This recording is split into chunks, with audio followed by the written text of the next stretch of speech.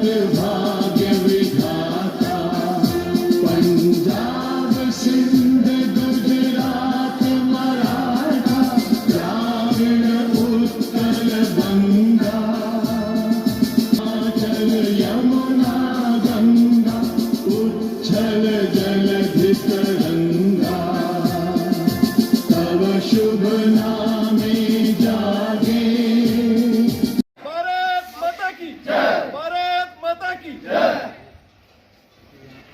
जी, आज करगिल विजय दिवस है, 26 जुलाई है और आप सभी जानते हैं 1999 में ये जो करगिल वॉर हुई थी वो आज ऑपरेशन जो विजय था वो संपन्न हुआ था सक्सेसफुली।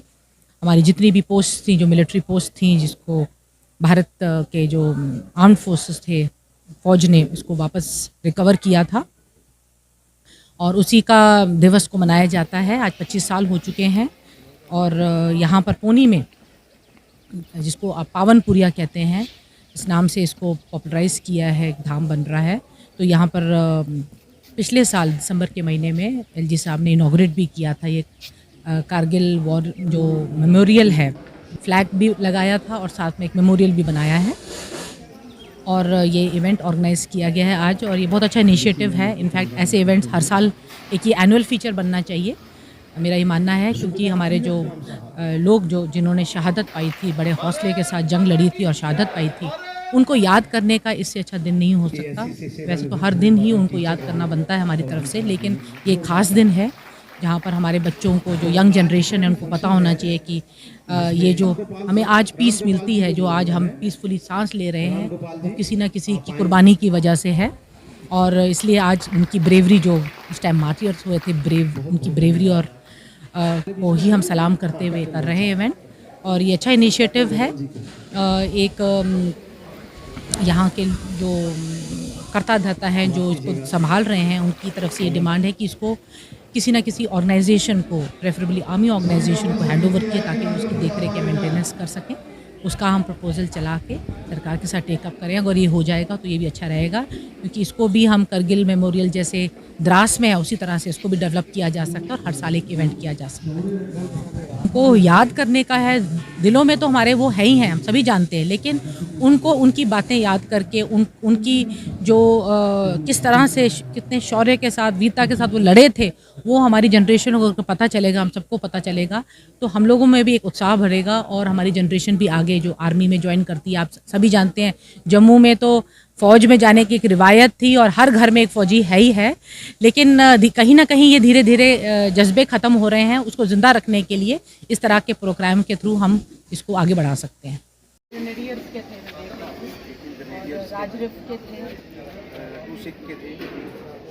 मेन जो पीवीसीज और एमवीसीज थे ना, वो सारे के सारे और गोरखा हमारे तो दो थे ना मैम, एक तो कैप्टन विक्रम बत्रा जी है, एक संजय जी है।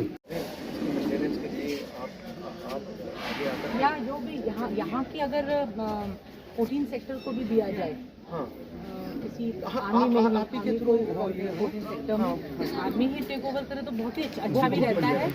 तो 14 सेक्टर यहाँ पर होती है, लेकिन उनकी यूनिट्स जो है वो सारी की सारी रजौरी तो टेकअप किया जा सकता है, होना भी चाहिए। ये दिवस एक पुणे में नहीं, सब जगह बनाया जा रहा है, हमारे पूरे जम्मू कश्मीर में बनाया जा रहा है। ये एक इतना ज़रूरी है कि जो लोग जिन्होंने अपनी शहादतें दी हैं उनकी याद के लिए ये बहुत ज़रूरी है, ताकि पूरे हमारे देश के अंदर इस चीज़ का पता चले कि उन्होंने कितनी शहादतें दी, तो कहाँ कहाँ दी, इसकी जो है हर आदमी की जगह बात पहुँचती है। जिन लोगों ने शहादतें दी हैं उनके जो परिवार हैं उनका भी मनोबल बढ़ता है।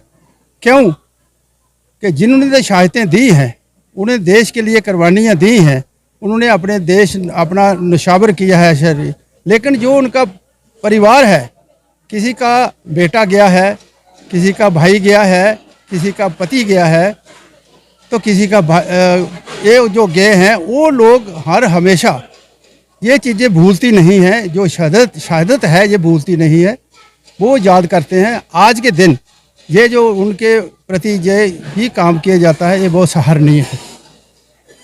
उसके बाद जहाँ पे 4875 की बात करता हूँ, उसके बाद मास्को बाली के भी उसके लिए हमें आदेश मिला कि आपको अभी क्या है, हमारे कमांडिंग ऑफिसर साहब को कि आपको उस वहाँ पे जाना है, क्योंकि वो एक 4875 इतनी कठिन पहाड़ी थी, वहाँ पे सक्सेस होना बहुत मुश्किल था, क्योंकि उन्होंने हर जगह के ऊपर हफ्ती कलें बनाई हुई थी और पूरी एक्टिविटी वहाँ वहाँ वहाँ ऊपर से वो देखते थे कि भाई सेना आ रही है और एकदम हमारी सेना के ऊपर फायर करते थे। वो भी हमने नाइट को जो है वो वहाँ से मूव किया। रात को ही वहाँ पे हमने उस 4875 को कैप्चर करने के लिए कम से कम 2 से ढाई दिन के लगे उसको कैप्चर करने के लिए। आप समझेंगे कि कितना कठिन काम था।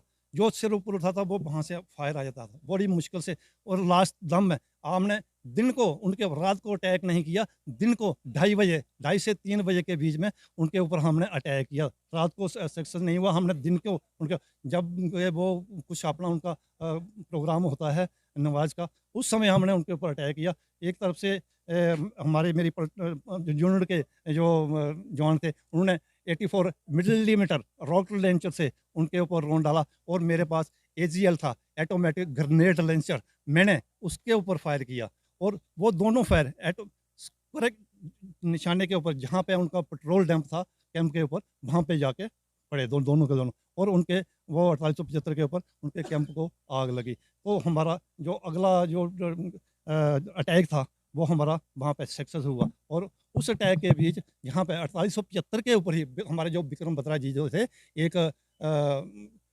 बैंकर को कैप्चर करते हुए एक वहाँ पे पहले उनसे पहले एक ऑफिसर वहाँ पे शहीद हो गए थे, और उसको बचाने के लिए उसको कैप्चर करने के लिए उस बैंकर को कैप्चर करने के लिए उन्होंने भी वहाँ पे छलांग लगाई और वहाँ पे वो शहीद हुए थे उस समय। तो ये इस